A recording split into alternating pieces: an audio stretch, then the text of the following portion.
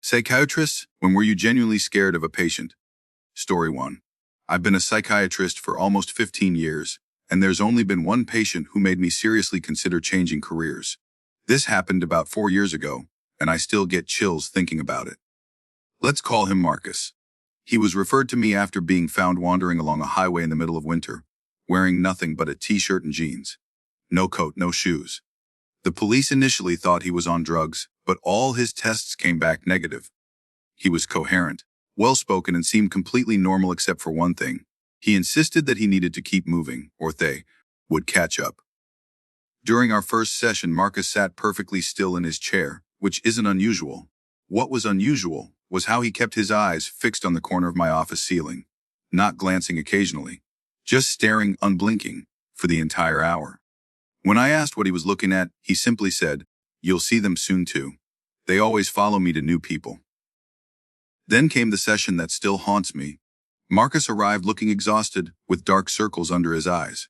He sat down and immediately said, "I'm sorry about your cat." I didn't have a cat. Never mentioned pets to him. But that morning, I had found a stray cat dead on my front porch. I hadn't told anyone about it. He then proceeded to describe in perfect detail the exact layout of my house, down to the color of my bedroom curtains and the crack in my kitchen counter. He'd never been to my home, never even knew my address.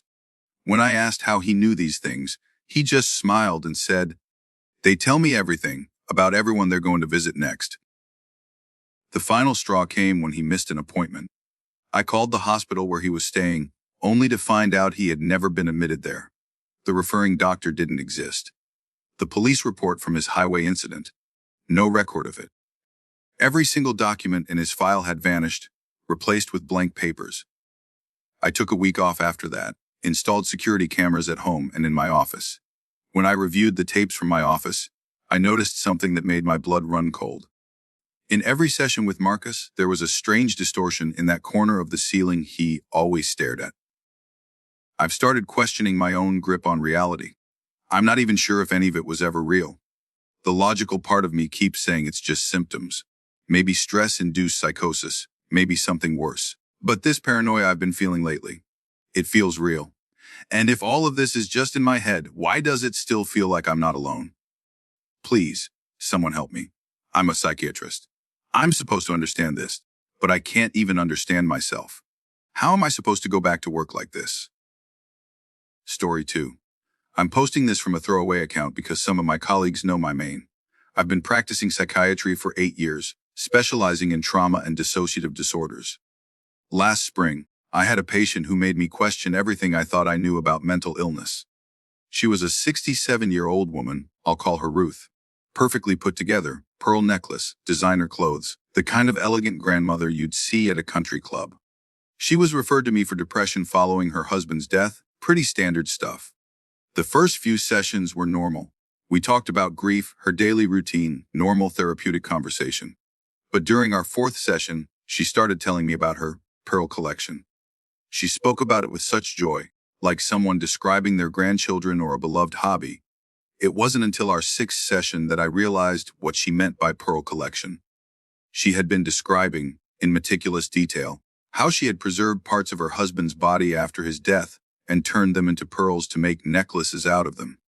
The truly unsettling part wasn't even what she was saying, it was how she said it. She talked about it completely casual, utterly detached from the horror of what she was saying. She'd maintain perfect eye contact, smiling warmly, occasionally pausing to adjust her pearls or smooth her skirt. She had this way of making the most disturbing statements sound like she was sharing a cookie recipe. During what would be our final session, she brought me a small, elegantly wrapped gift box with a silk bow. She insisted I open it right then. Inside was a single pearl, identical to the ones on her necklace. "It's from my first husband," she said, still smiling. "I've given one to every psychiatrist I've had since 1954. On the same day, I started making calls. I contacted every psychiatric association and hospital I could think of. Eventually, I found someone, a retired psychiatrist in Florida who remembered her. He started hyperventilating when I mentioned her name. All he would say was, "But she's still wearing those pearls." I never saw Ruth again after that day. Story 3. I worked as a security guard at a maximum security psychiatric facility for 6 years. Most people don't understand how these places actually work, so let me explain the setup. These aren't your typical hospital wards. We treat the most severe cases, individuals who committed horrific crimes but were deemed criminally insane, the kind of patients regular prisons can't handle. The facility design is pretty unique. Instead of keeping patients locked in cells 24/7, they're allowed to move freely within their designated ward areas. Meanwhile, staff operate from secure observation rooms with one-way glass, extensive camera systems, and rapid response protocols. Think of it like a reverse prison. We are the ones in the cells, watching them. That's where I first met Barry. He was already there when I started, about 8 years into his indefinite commitment. The details of his crimes are so horrific, I can't go into specifics. Let's just say it involved multiple children and things that give even seasoned detectives nightmares. The kind of case that makes you question humanity.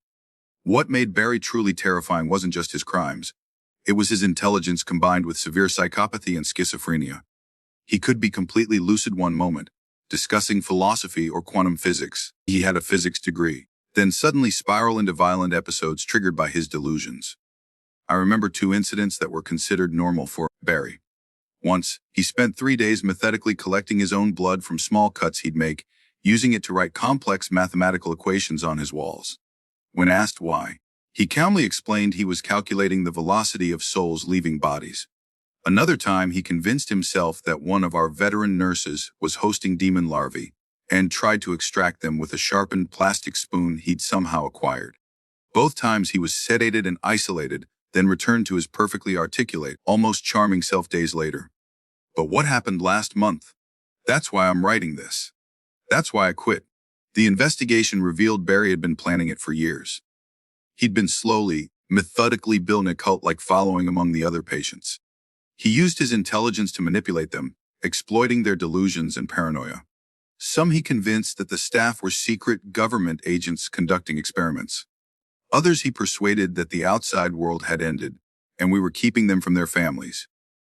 The new nurse, Alyssa, was his target all along. He'd watched our shift changes, noted our protocols, studied our emergency response patterns. He knew exactly how long it would take for backup to arrive from different points in the facility. It started during morning meds. 3 patients created diversions in different areas of the ward, forcing us to split our attention. Meanwhile, Barry had convinced nearly 20 others to act completely normal for weeks leading up to this, earning them more privileges and freedom of movement. When Alyssa entered to handle a supposedly minor situation, Barry's followers blocked all exit points. They had improvised weapons, sharpened plastic, hardened paper, even makeshift chemical irritants made from cleaning supplies they'd been hoarding in tiny amounts. Barry's demands were bizarre but calculated. He wanted specific staff members to disable certain security systems, claiming he had hidden deadman switches that would harm Alyssa if we didn't comply. We found out later he had actually created elaborate fake triggers throughout the facility using bits of electronics and materials he'd gathered over years. They didn't work, but they looked convincing enough that we couldn't risk calling his bluff. The standoff lasted 14 hours. Barry had planned for every contingency except one, his own schizophrenia. When his delusions kicked in, he became convinced Alyssa was transforming and tried to save her by performing an exorcism. That's when our tactical team finally moved in. Barry escaped in the chaos. He had memorized the facility's layout, including maintenance tunnels we didn't even know existed. They caught him 20 hours later, trying to reach some coordinates he'd calculated years ago, convinced they were a dimensional portal. Nobody died, but the psychological damage was extensive. All patients had to be transferred to different facilities. Barry is in permanent isolation now, where he spends his time scratching equations into his skin. I submitted my resignation the next day. I still can't sleep without checking my locks multiple times. The thing that haunts me the most. Barry later told investigators he could have done it any time in the past 5 years. He was just waiting for the numbers to align perfectly. Story 4. I've worked as a psychiatrist in a maximum security facility for 13 years. I specialize in patients with extreme cannibalistic tendencies, which are surprisingly more common than you'd think. But nothing in my career prepared me for Andrew. Most cannibalistic patients I've treated fell into predictable categories, usually psychotic breaks or severe personality disorders. But Andrew was different. He was diagnosed with a unique combination of pica, body dysmorphic disorder, and an unclassified delusional disorder. He had killed and partially consumed 7 people before being caught. But the unsettling part wasn't just the cannibalism. It was his articulate, almost academic interest in it. He would discuss his crimes like a food critic reviewing a meal. He had theories about which muscles contained the most flavor. He claimed the trapezius was particularly succulent. He could explain the enzymatic breakdown of human tissue with the expertise of a biochemist. During our sessions, he would often ask me if I could smell the sweet metallic aroma of blood, even though there was none present. But here's where it gets truly disturbing. Andrew developed this theory that he could achieve some kind of transcendental state by consuming himself. At first, it seemed like typical psychotic ideation.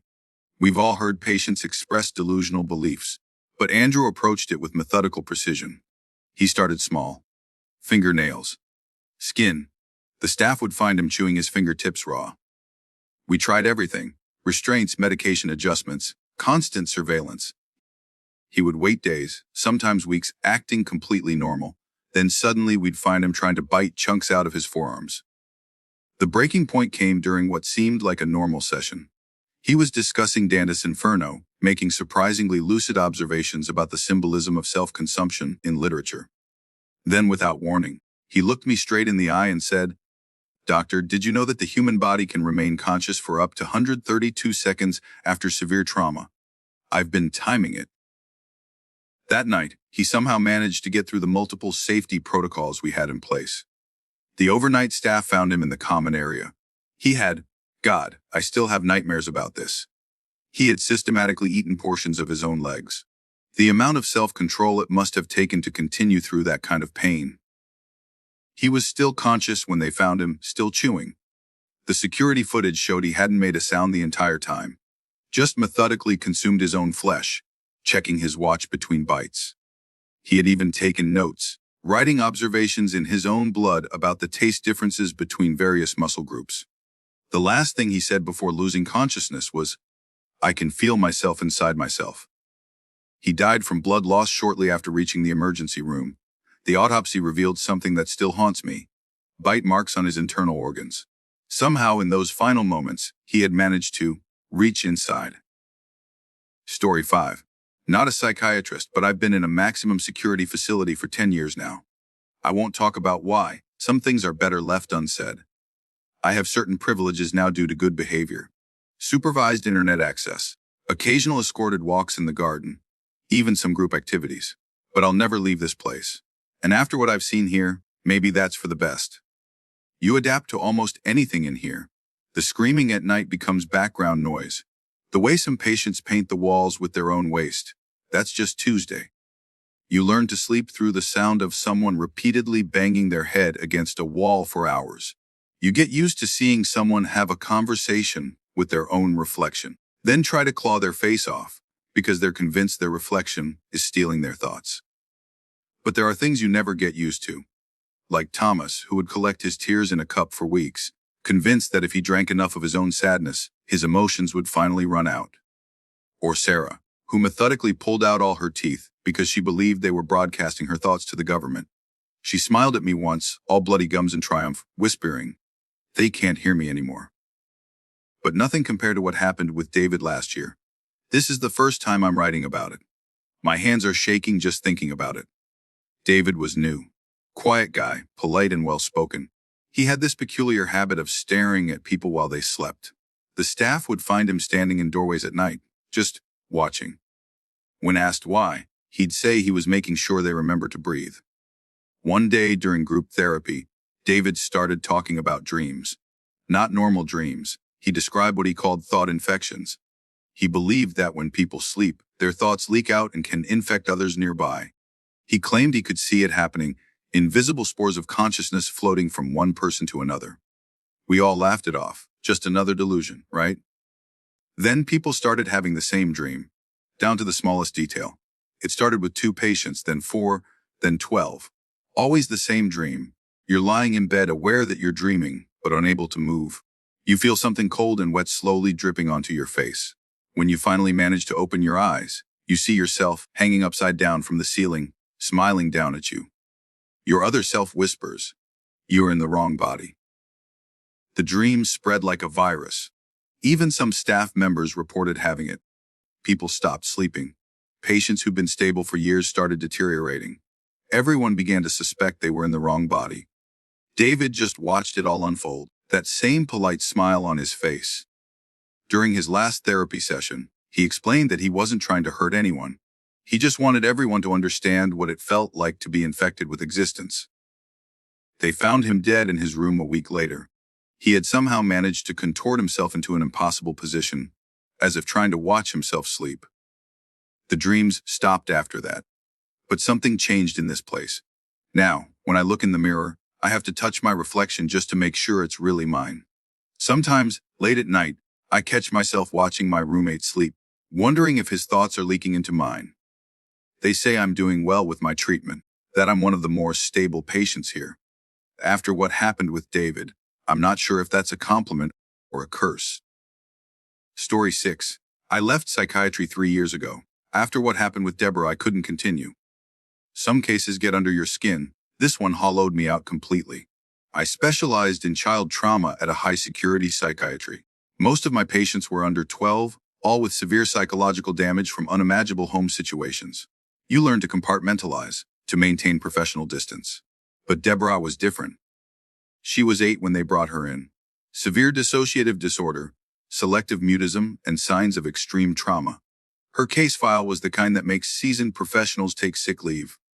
I won't detail what happened to her. Some things shouldn't be put into words. Let's just say her parents will never see daylight again.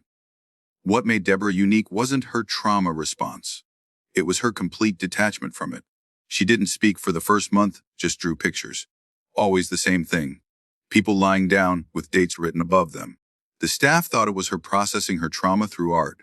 But we were so wrong. The first incident happened 6 weeks into her stay. During our session, she suddenly spoke. Her voice was flat, emotionless.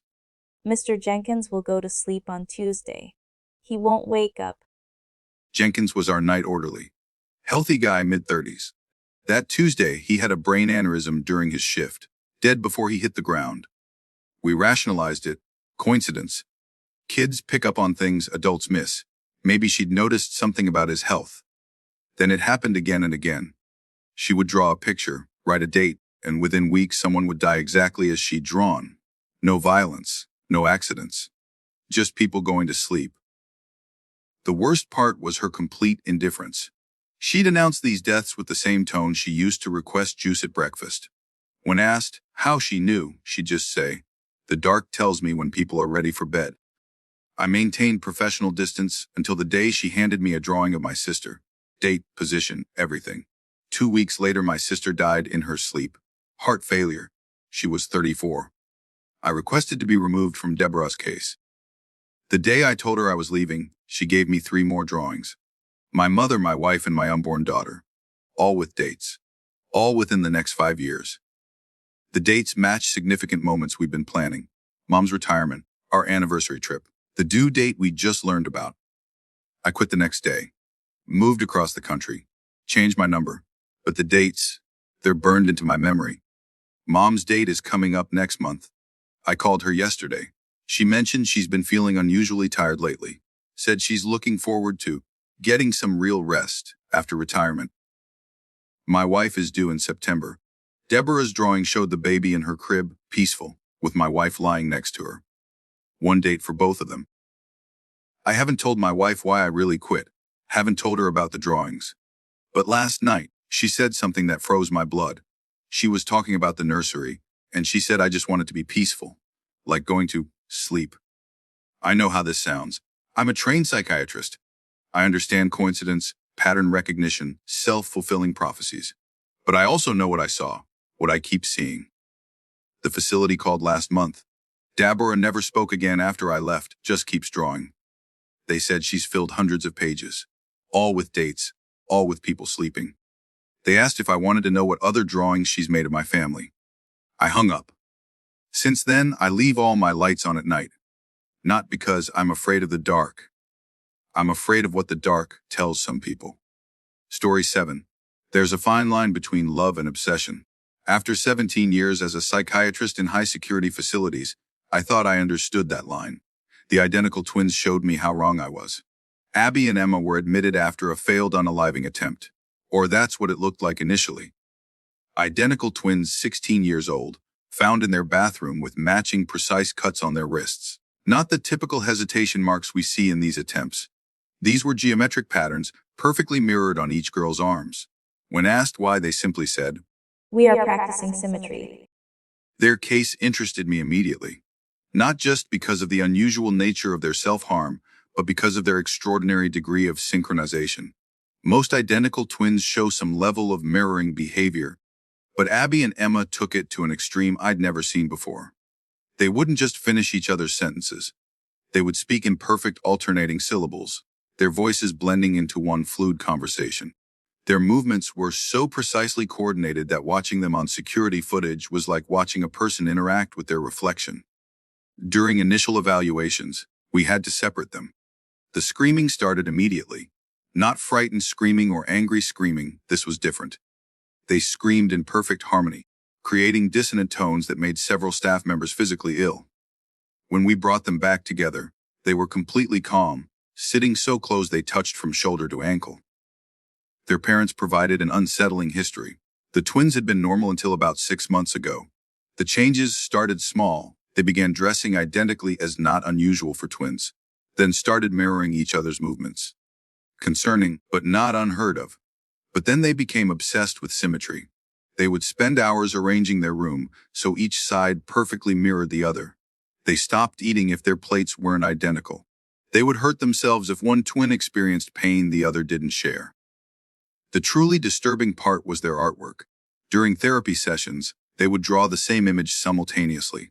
One starting from the left, one from the right, meeting perfectly in the middle. Always the same subject, a single person split down the middle, being reassembled in various ways.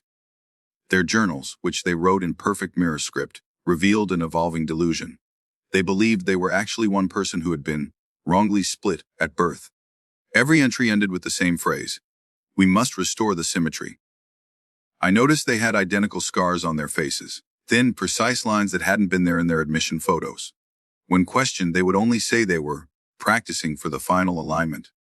During one session, Abby calmly explained their theory. Identical twins are nature's mistake. A single soul split into imperfect mirrors. Every breath we take separately is an abomination. We need to become whole again. The symmetry must be perfect. Every cut must align. When we match perfectly, we can finally merge. Their parents stopped visiting after finding the twins' notebook filled with detailed anatomical drawings. Each page showed progressive stages of what they called the reunion, two bodies being systematically carved and reassembled into one. The mathematical precision was astounding. They had calculated exact angles, depths, and blood loss estimates. This wasn't mental illness expressing itself through violence. This was violence disguised as delusion. I increased their supervision, but they were model patients. They took their medications without complaint. They participated in therapy. They maintained perfect behavior. Then they started asking for anatomy textbooks. Their art therapy sessions produced increasingly detailed drawings of musculature and skeletal structure, always focused on symmetry lines. The night it happened, they had seemed especially calm. The night staff reported they had gone to bed early, mirror images of each other in their separate beds. Nobody heard anything. No struggle. No screams. The morning nurse found them in the bathroom. They had somehow obtained scalpels. We still don't know how. The cuts were perfect, geometrically precise. Each twin had carved exactly half of their body, from forehead to toe, in perfect symmetry with the other. They were found embracing, their cut sides pressed together, trying to merge into one person. I've started seeing symmetry everywhere now. In faces, in buildings, in the way shadows fall. And sometimes when I look in the mirror, I catch myself wondering, are we all just imperfect reflections of something that was split apart? The twins' last art piece hangs in my office. A perfect face, drawn from both sides simultaneously, meeting in the middle.